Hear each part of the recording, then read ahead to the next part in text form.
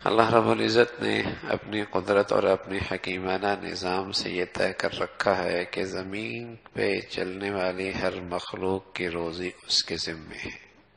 وما من دابۃ فی الارض الا علی اللہ رزقها، سب کی روزی اللہ کے ذمے۔ ایسا نہیں ہے کہ اللہ نے کوئی شخص دنیا میں بھیجا ہے اور دنیا میں اس کے لیے رزق کا انتظام نہ کیا ہو، یا دنیا میں وسائل کم تھے، معاش کم تھا اور لوگ زیادہ آ گئے۔ ایسا نہیں ہے۔ ہاں، انسان اپنی بدعمالیوں کی وجہ سے، اپنی کرتوتوں کی وجہ سے خود اپنے لیے راستہ بند کر لے، یہ اس کی حماقت اور نادانی ہے۔ ورنہ اللہ کی طرف سے ایک ضابطہ ہے کہ زمین پہ چلنے والی ہر مخلوق کی روزی اللہ کے ذمے، اللہ رزقها۔ پھر اللہ نے اپنے حکیمانہ نظام سے سب کی روزیاں برابر نہیں رکھی۔ اس میں بہت ساری مصلحتیں، حکمتیں، نظام عالم کا برقرار رہنا، یہ سب چیزیں پیش نظر ہیں۔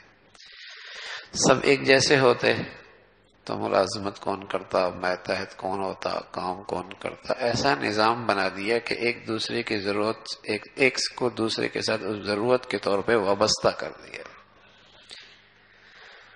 دنیا کا نظام ہے، مصلحتیں، حکمتیں اللہ کے پیش نظر ہے، وہ حکیم ذات ہے۔ اللہ یبسط الرزق لمن یشاء ویقدر۔ پھر جنہیں اللہ نے خوشحال بنایا، مالدار بنایا، انہیں بھی یہ بتایا کہ یہ سارا مال تمہارا نہیں ہے۔ وفی اموالکم حق للسائل والمحروم، تمہارے مال میں یہ سارا مال تمہارا نہیں ہے، اس میں سائل کا بھی ہے، نہ مانگنے والوں کا بھی حق ہے، جو ضرورت مند ہیں ان کا بھی حق ہے۔ اتنا حق تو مالدار کے حق میں ان کا ہے ہی جو زکوٰۃ کا فریضہ ہے۔ یہ اگر مالدار اتنی رقم نکالتا ہے تو کوئی احسان نہیں کرتا، بلکہ جن کا حق ہے ان کا حق ان کو دیتا ہے۔ یہ کوئی احسان نہیں ہے، یہ اس کا ہے ہی نہیں۔ اللہ کے نظام ہے کہ اس کسی کے ہاتھ میں دے دیا، لیکن یہ حق انہی کا ہے۔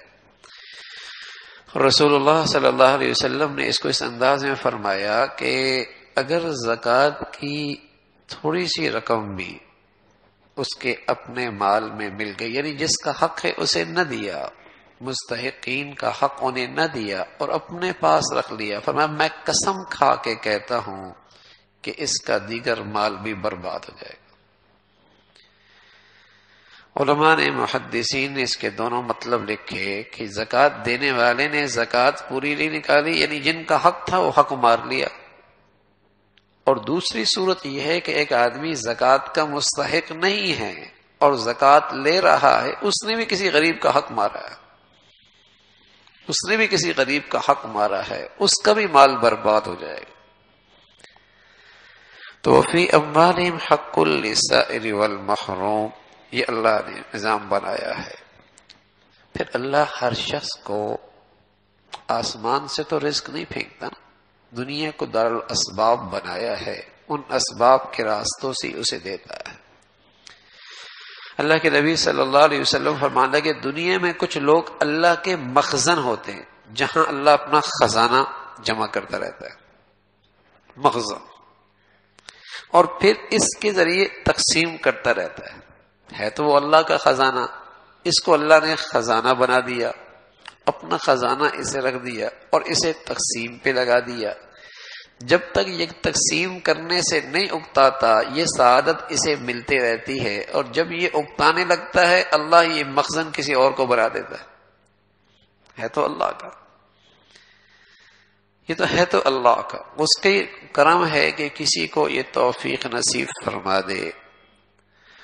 تو اس طریقے سے اللہ رب العزت نے اس کائنات کا ایک نظام بنایا ہے، اور تقسیم اسلام کی ایک بہت بڑی خصوصیت ہے کہ اس کا مالی نظام جمع کرنے پر نہیں ہے، تقسیم کرنے پر ہے۔